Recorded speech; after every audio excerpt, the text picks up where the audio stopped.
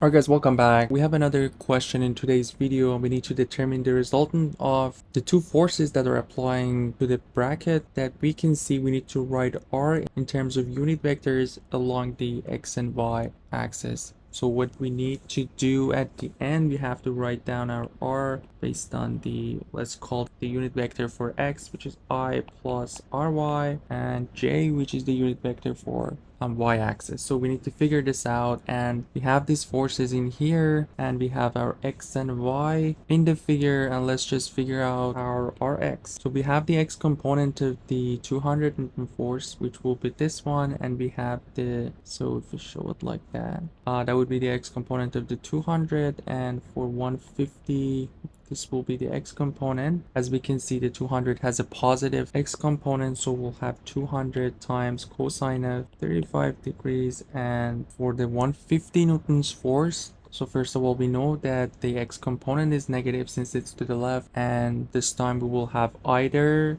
if we go with this angle, which is 90 minus 30 is 60 degrees, we can go with 150 times cosine of 60 degrees or 150 sine of 30 degrees.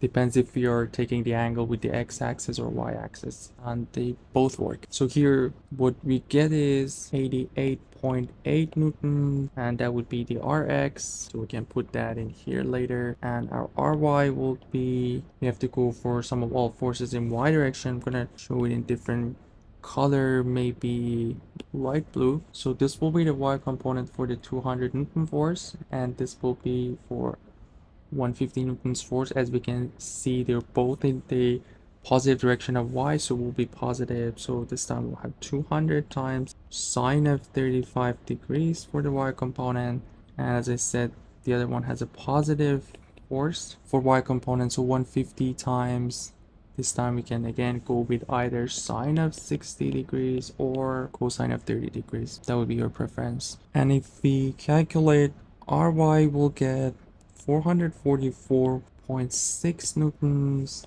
and that would be the y component. And if we want to write it down, the r in terms of unit vectors along x and y axis, we'll have our r in a vector form 88.8, that would be the x component, or I plus 444.6 j. Don't forget to write down the unit, which is newtons, and this will be the final answer for this question. That would be all for this one. Thanks for watching. Please make sure to subscribe to the channel, like and comment, and let me know if you have any question regarding this question or anything from the 3 textbooks that we are covering in this channel. And you guys take care. I'll see you in the next one.